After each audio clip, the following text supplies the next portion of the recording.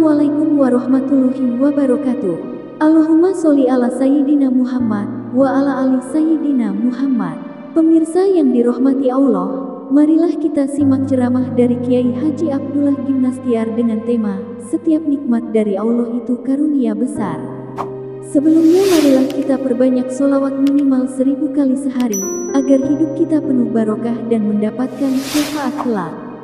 Jangan lupa berikan dukungan kepada channel kami dengan memberikan super thanks seikhlasnya. Marilah kita doakan semoga Ajing sekeluarga dan para penonton YouTube ini diberikan kesehatan dan diberikan kebahagiaan dunia dan akhirat. Amin ya robbal alamin. Bismillahirrahmanirrahim. Assalamualaikum warahmatullahi wabarakatuh. Alhamdulillahirabbil alamin. Allahumma salli ala Sayyidina Muhammad wa ala alihi wa ashabihi ajma'in. Segala puji hanyalah milik Allah subhanahu wa ta'ala yang maha mendengar, maha melihat, maha tahu apapun yang kita lakukan. Tidak ada yang tersembunyi bagi Allah, dan setiap perbuatan pasti ada balasannya, tanpa tertukar, tanpa ada yang menghalangi. Semoga salawat salam tercurah kepada Rasulullah SAW, manusia mulia yang bersih lahir batin, yang jadi tauladan bagi kita. Kita lanjutkan kajian kita nomor 75. Bismillahirrahmanirrahim. Kitab Al-Hikam nomor 75. Khaf min wujudi ihsanihi ilaika wa damami isa'atika ma'ahu an yakuna dhalika istidrajan laka sanastadrijuhum min haitsu la ya'lamun. Hendaknya kau merasa takut jika engkau selalu mendapatkan karunia Allah. Sebaliknya, kau tetap dalam perbuatan maksiat kepadanya. Jangan sampai karunia itu semata-mata istijrat atau dilulu oleh Allah subhanahu wa ta'ala. Jadi hadirin, tidak setiap karunia Allah itu, tidak setiap nikmat dari Allah itu merupakan karunia besar. Ada orang yang diberi nikmat, tapi dia tidak bersyukur, maka ini hanya jadi beban saja. Ada lagi yang disebut istijraj, yaitu diberi terus-menerus oleh Allah, padahal dia ahli maksiat, ahli jinah mata, jinah pikiran, jinah lisan, jinah tubuh, orangnya tidak jujur, tapi dibuka terus karunia Allahnya, melimpah-melimpah sampai dia terbelenggu oleh hartanya, kedudukannya, popularitasnya, dan dia tidak bisa menyadari. Nah, ini istijraj. Ini bahaya hadirin. Kita maksiat jalan, katanya STMJ, sholat jalan, sholat tetap, maksiat jalan. Dia ibadah tapi maksiat, tapi dibuka oleh Allah rezekinya sangat banyak dan ditambah banyak. Nah, ini salah satu ciri istijraj. Kalau dia tidak bisa menyadari betapa maksiat itu sebetulnya ancaman. Kita harus kembali mengulas ciri orang yang disukai Allah.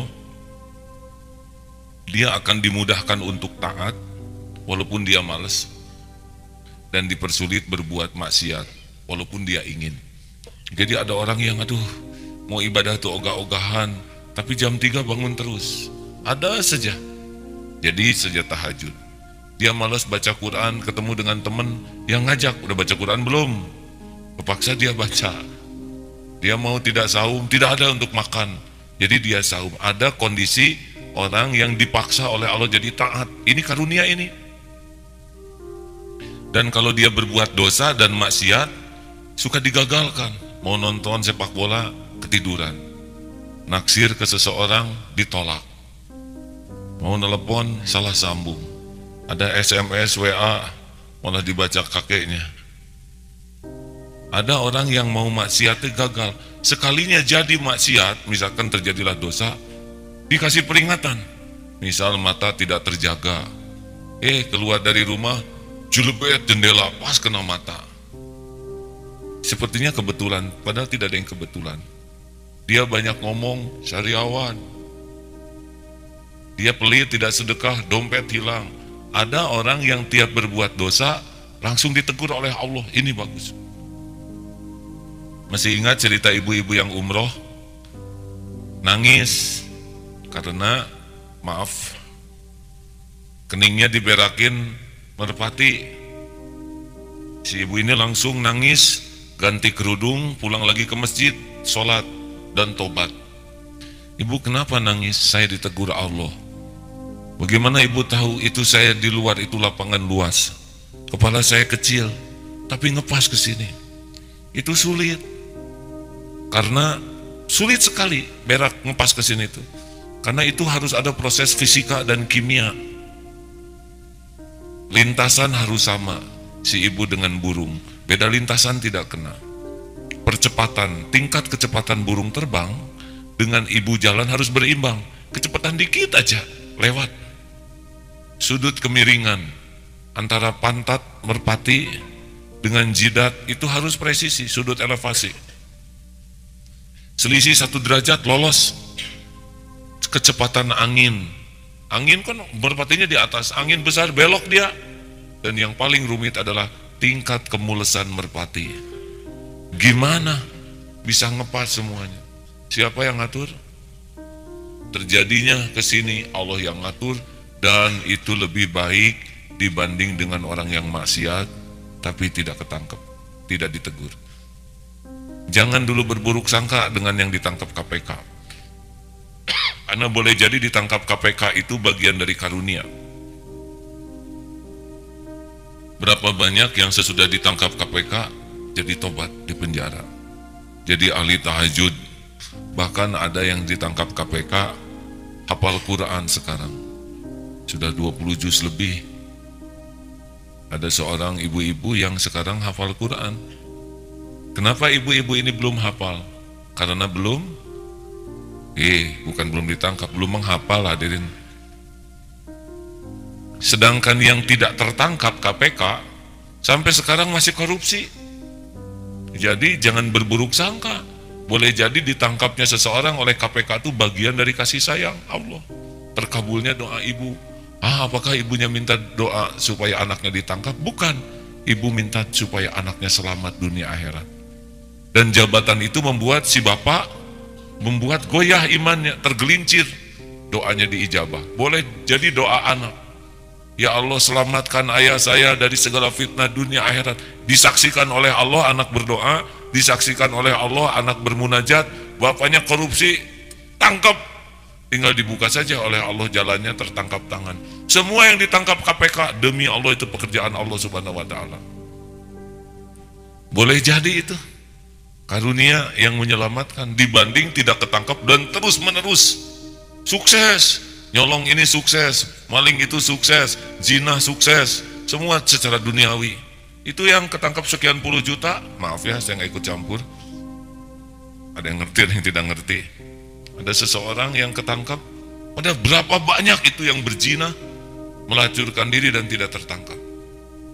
Boleh jadi dari sana dibawa ke penjara terus tobat, itu lebih baik. Jadi artinya waspada terhadap kelapangan, kemudahan. Ini Darut Tauhid. Kan Darut Tauhid itu 4 babak.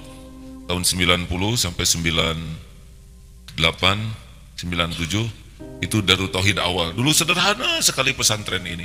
Dan pesantren ini senang sekali kepada Allah. Sudah senang tauhid. Terus masuk ke babak kedua 98 sampai 2006. Itu Darut Duit. Darut Tauhid diuji dengan dunia. Dulu tamu banyak, 2000 sehari, dipotret sampai antri.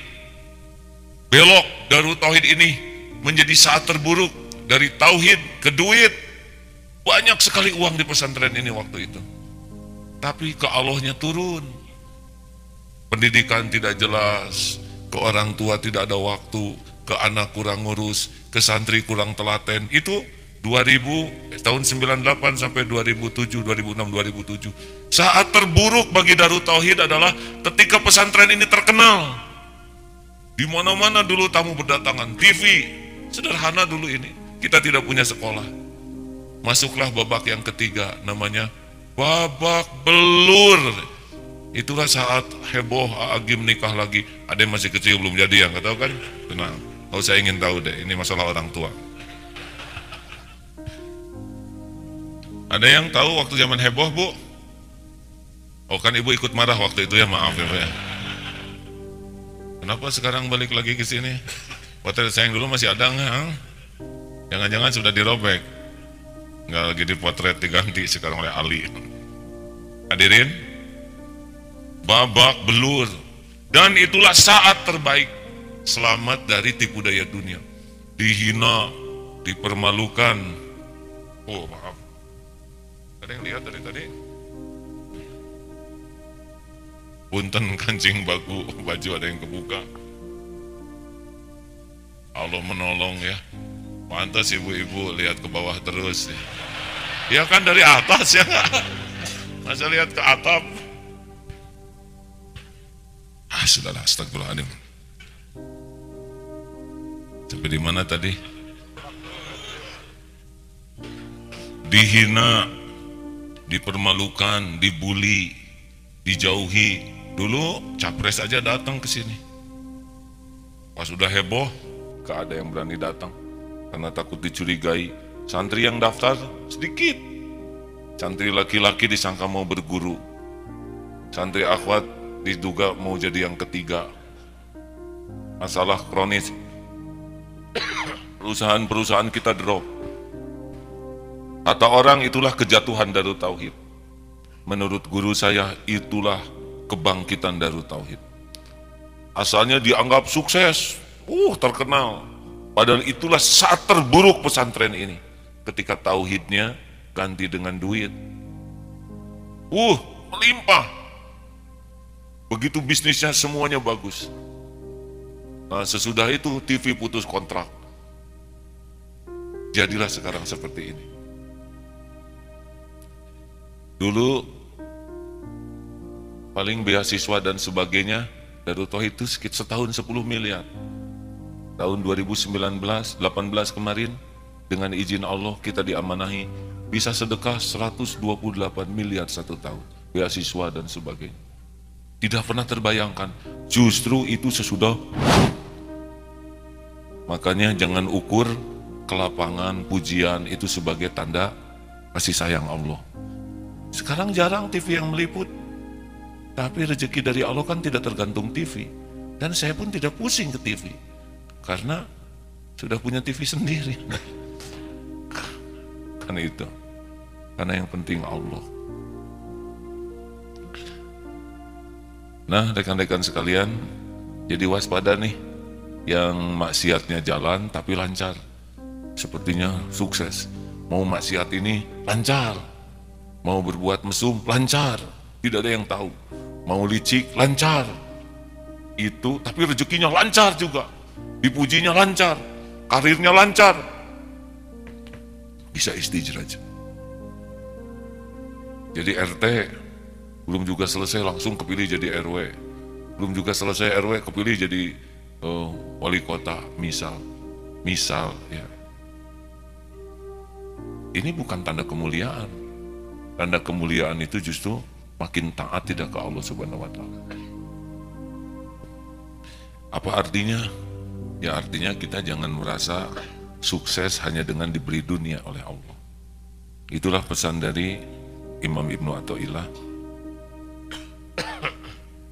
Supaya kita mengukur kesuksesan tidak dengan ukuran duniawi. Masih ingat ceramah tadi pagi? 1, kita harus yakin tiada pencipta selain Allah.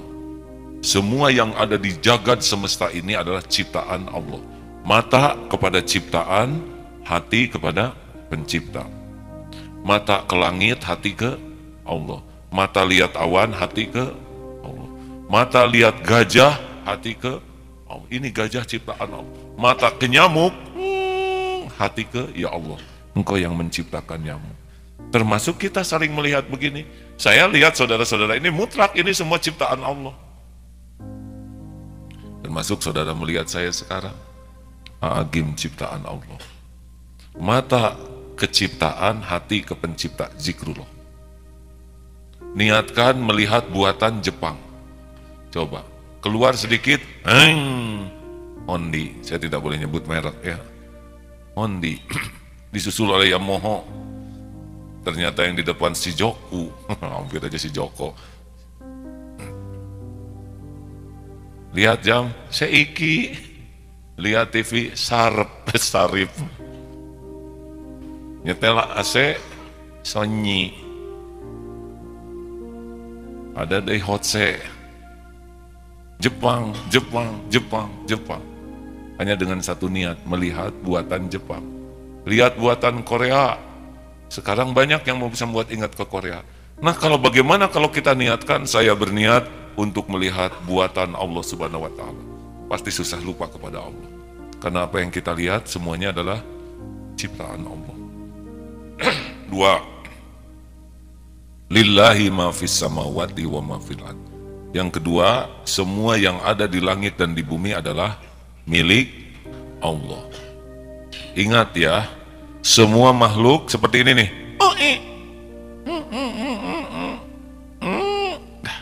Selesai. Lahir tidak bawa apa-apa. Mati tidak bawa apa-apa. Ada teman yang punya perusahaan kelapa sawit. Meninggal tidak mau dikubur dengan sawit sedikit pun juga. Padahal perkebunannya ratusan ribuan hektar. Ada teman yang punya pabrik semen. Saya tanya, bos, apa kesibukannya? Bagi saya dengan semen itu sudah sejiwa. Setiap hari saya memikirkan persemenan Indonesia supaya menjadi semen satu di dunia. Ya bos, kalau bos meninggal, mau bawa berapa sah ke kuburan? Mau dicor? Kenang-kenangan kepalanya dicor? Tidak. Tidak ada yang dibawa. Makanya mulai sekarang, jangan lihat ada orang yang itu hartanya melimpah, itu kaya, itu menteri ini. Itu hamba Allah yang dititipi. Selalu begitu. Itu dititipi topeng ini, jenda, ini dititipi kekayaan, ini dititipi popularitas. Semuanya sama, hanya hamba Allah yang dikasih casing yang berbeda. Jadi kita tidak akan menghibah-hibah ke makhluk. Menghibahnya ke Allah saja sudah cukup. Karena salah satu wasiat dari Rasulullah kepada Abu Dzar, jangan meminta-minta kepada makhluk. Ada yang nanya, Darul Tauhid ngebangun ini pakai minta-minta? Tidak. Kami tidak mau minta-minta, tapi kami memberitahu. Ya, ini adalah ladang amal. Bahaya, serius. Ini masjid ini renovasi baru nih. Perlu 17,5 miliar merenovasi. Kata panitia, ini kemahalan. Tidak, ini rumah Allah. Tapi yang datang seperti ini, maaf ya, kurang jelas ya. Banyaknya mahasiswa, remaja, sekali kotak infak 2.000, 3.000, ada 5.000 dengan penuh perenungan. Coba saya tes dulu nih, kalau punya uang 120.000, mana yang dimasukin kot? Jujur. Santri? 20.000, harus jujur, awas ya. Ditambah rezekinya jadi 125.000, jadi 3 lembar tuh. Yang mana yang dimasukin? 5.000. Nggak jauh dari dugaan saya. Tambah lagi rezekinya jadi 127.000. 2.000, percaya? 2.000 kan standarnya. Nah hadirin, kata panitia, bagaimana kita ngumpulkan 17,5 miliar dalam tempo 2 tahun, sedangkan cancelingnya tidak seberapa? Allah satu-satunya pencipta rumahnya. Tenang saja, bikin yang terbaik, cari karpet terbaik, desain yang terbaik, TV tergede, ada TV kan? Sound systemnya cari yang terbaik, bayarnya dari mana? Dari Allah. Demi Allah Pak, terkumpul ini 32 miliar. Makanya bisa memperbaiki masjid di beberapa tempat. Syariatnya membangun 5 masjid itu dari sini. Macam-macam, ada yang datang ke sini lihat sendal. Wow, it's beautiful. Sendal baris man. Ada yang hanya lihat sendal 300 juta. Lihat toilet, saya baru lihat toilet serapi ini 500 juta. Betapa banyak Allah gerakan orang hanya karena perkara-perkara kecil. Hadirin sekalian, makanya yakin semua rezeki itu milik Allah. Tidak ada orang yang punya. Makanya dilatihlah seperti tukang parkir. Lihat tukang parkir, banyak mobil tidak pernah sombong. Ganti-ganti mobil tidak takabur. Diambil sampai habis tidak sakit hati. Tahu kenapa? Hanya titipan, ringan. 3, semuanya 1, ciptaan Allah. 2, milik Allah. 3, dalam genggaman Allah. Kita semua ini dikuasai Allah ini. Makanya kalau Allah menghendaki sakit, pasti sakit. Dan kita tidak bisa celaka kecuali dengan izin Allah. Orang mengancam kita, gak bisa. Ini gak bisa luka tanpa izin Allah. Tes, lempar saya pakai apa aja. HP, pulpen, kopea, apa aja. Pisau juga boleh. Lempar, kalau Allah tidak mengizinkan, tidak akan tersentuh badan ini.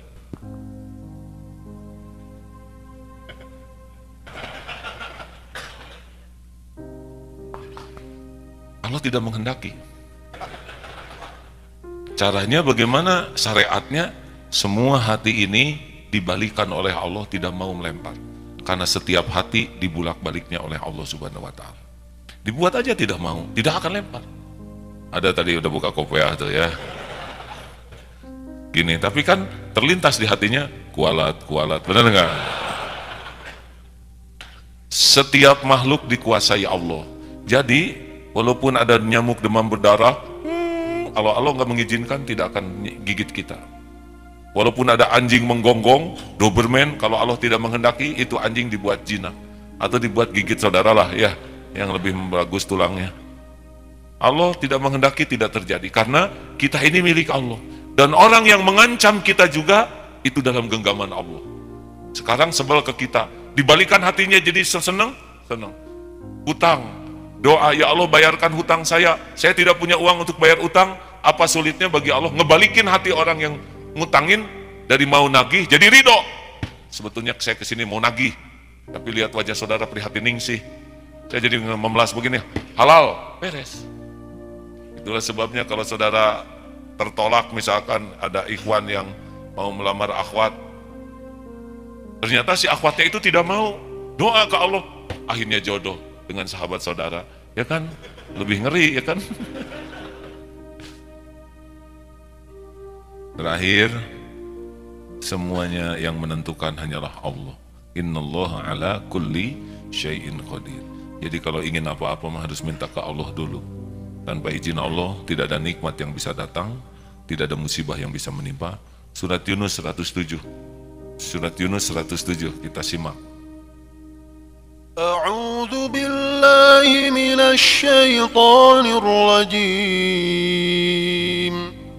Wa yamsaska Allahu bidurrin fala kashifa lahu illa hu wa yuridka bi khairin fala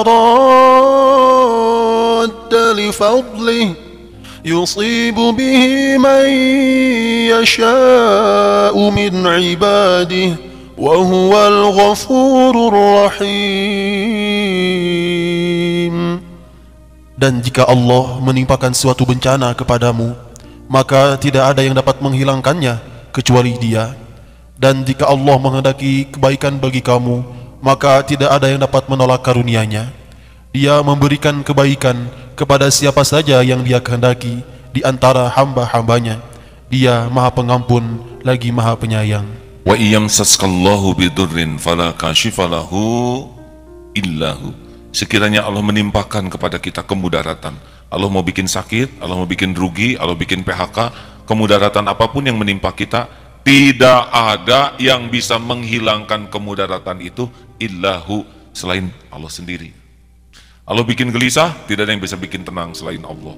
Allah takdirkan kita sakit, tidak ada yang bisa menyembuhkan selain Allah.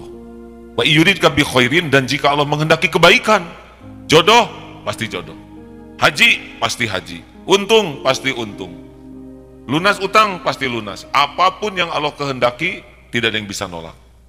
Allah berikan kepada siapa di antara hamba yang dikehendakinya, dan Allah Maha Pengampun lagi Maha Penyayang.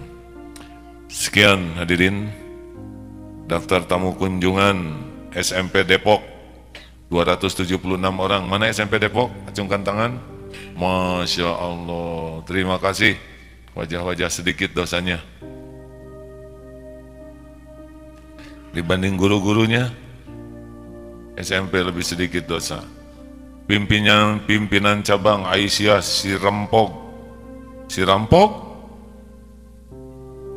Brebes, cung. Ini memang namanya Sirampog, Bu? Ya, semoga hanya nama saja ya. 50 orang. Majlis Taklim Khairun Nisa Depok. Masya Allah, terima kasih. Majlis Taklim At-Taqwa Ciawi Gebang Kuningan. Ini yang putih-putih dari mana nih Pak? Majelis apa? Majelis Keputihan. Majelis Putih Hati, atau Bersih Hati, terima kasih. Ada pertanyaan silakan. 3 pertanyaan, kalau tidak selesai. Memang kajiannya sekarang tamu banyak yang hadirnya Kamis. Jadi Kamis itu ashar kajian Al-Hikam, nanti malam kajian Ma'rifatullah, Asmaul Husna. Ada pertanyaan? Kalau tidak ada selesai. 1, ya deh. Maju Pandu, maju. Assalamualaikum warahmatullahi wabarakatuh. Waalaikumsalam warahmatullahi wabarakatuh. Saya ingin bertanya, apakah negara kita sedikit saja terjadi maksiat, langsung Allah tegur dengan bencana? Namun bagaimana dengan negara-negara maju yang banyak terjadi kemaksiatan, banyak perzinahan dan sebagainya, tapi sepertinya Allah belum memberikan turunnya bencana ke sana? Apakah itu bagian dari istidraj? Bencana terbesar itu bencana iman deh. Kita tidak lihat itu sebagai bencana besar, ya. Tidak beriman ke Allah. Kalau hanya bencana banjir, itu bencana kecil. Bencana banjir itu, banyak yang kena banjir itu bisa jadi husnul khotimah loh. Karena di antara yang meninggal syahid dunia, di antaranya yang tenggelam, tertimpa bangunan, terbakar, kena penyakit taun. Jadi boleh jadi yang kegulung banjir itu malah karunia Allah. Dan kalau gempa itu cenderung ingat ke Allah. Coba ada naik pesawat terbang, Allahu Akbar, astagfirullah, la haula wala quwwata illa billah, ya Allah ya Karim, Allahu Akbar, Allahu Akbar, Allahu Akbar, Allahu Akbar. Saya lihat di pesawat kalau umrah begitu, Allah ya Allah. Ada yang istri berpegang ke suami, tapi akhirnya marah karena suaminya berpegang ke pramugari. Enggak lah, gosipnya nggak sempat ya. Apa ini gembira gitu Pak. Jadi kadang-kadang bencana-bencana itu tuh karunia Allah yang membuat kita jadi ingat. Tapi kalau dibiarkan dalam bencana iman, bencana maksiat, itu istijraj. Ya, penanya selanjutnya tidak ada. Oh Ibu silakan, 3 cukup ya. Sebelah kanan adakah? Oh. Apa mau nanya juga? Sabar sesudah Ibu ya Pak.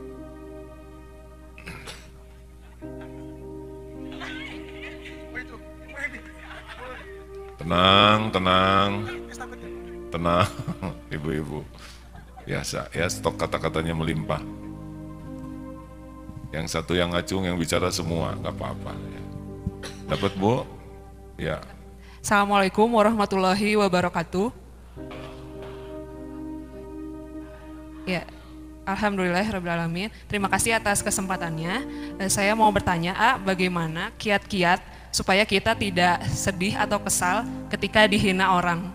Itu saja mungkin. Terima kasih. Bagaimana supaya tidak sedih dan kesal ketika dihina orang. Ketika dihina orang. Ya. Nabi Muhammad sempurna kemuliaannya. Ada yang menghina tidak? Ada. Nah, itu yang sempurna kemuliaannya, ada yang menghina. Ada punya dosa enggak? Punya. Sedikit atau banyak? Banyak. Banyak. Masa yang banyak dosa enggak ada yang menghina ya enggak? Nah, kita ini dihormati orang karena Allah menutupi aib dan dosa. Ada pikirkan sekarang, penghinaan orang itu dengan dosa yang Allah tutup-tutupi, jelekan mana? Jelekan dosa kita yang tidak diketahui orang atau jelekan penghinaan orang? Jelekan dosa kita. Jadi penghinaan itu sedikit ya? Ya, sedikit. Sedikit enggak? Ya, sedikit. Kalau dibuka semuanya kira-kira gimana? Hancur kan kita ya? Ya. Jadi harusnya sakit hati atau bersyukur? Bersyukur. Jawab sendiri, bagus gitu ya. Saya juga udah nyobain dihina rame-rame. Asalnya sakit hati, tapi sesudah saya baca, ini mah gak ada apa-apanya dibanding kehinaan saya yang tidak diketahui orang lain. Saya kan banyak dosa, banyak aib, banyak maksiat. Tapi orang lain tidak tahu, dia hanya menghina. Oh, si Agim nikah lagi, itu bukan menghina, itu fakta. Kenapa sakit hati? Ada yang mau tahu rahasianya supaya nggak sakit hati, Dek? Ya, mau. Nih, dengerin nih. Jawab semuanya. Siapa yang menciptakan kita? Yang menghidupkan kita siapa? yang memberi rizki, yang mengangkat derajat. Siapa yang nutupin aib, siapa yang bisa mengampuni dosa, siapa yang ngasih pahala, siapa yang memberikan kemuliaan dunia akhirat, siapa yang punya sorga. Kalau semua karunia milik Allah, kenapa capek-capek mikirin mulut orang? Tuhan kita bukan mulut orang, Tuhan kita bukan media. Orang mau menghina kita, sok aja. Itu urusan dia dengan Allah. Urusan kita adalah jadi orang yang disukai Allah Subhanahu wa Ta'ala. Jelas, Dek? Ya, jelas. Tenang aja, Dek. Siapa yang menghinanya? Ha? Nah, tenang aja. Justru karena dihina orang, satu, kita bersyukur, bukan kita yang bagian menghina orang. Dua, dengan kita dihina orang, kita bisa belajar. Ternyata perilaku menghina itu perilaku buruk. Saya tidak mau melakukan perbuatan yang sama. Gara-gara kita dihina, kita nggak pernah menghina orang. Tiga, dengan dihina orang, kita punya ladang melatih kesabaran kita. Empat, dengan dihina orang, kita bisa infabillati hiya ahsan, tolak keburukan dengan cara yang lebih baik. Dengan dihina orang, berguguran dosa. Dengan dihina orang, meningkat pahala. Tidak ada ruginya kalau kita benar. Kalau kita hina dan dihina, itu persekot. Tapi kalau kita melakukan hal yang benar dan dihina, itu ciri-ciri mau ngangkat derajat. Ya? Ya, terima kasih, A. Siap. Terakhir, Bapak.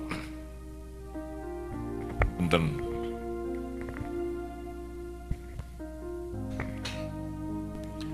Assalamualaikum warahmatullahi wabarakatuh.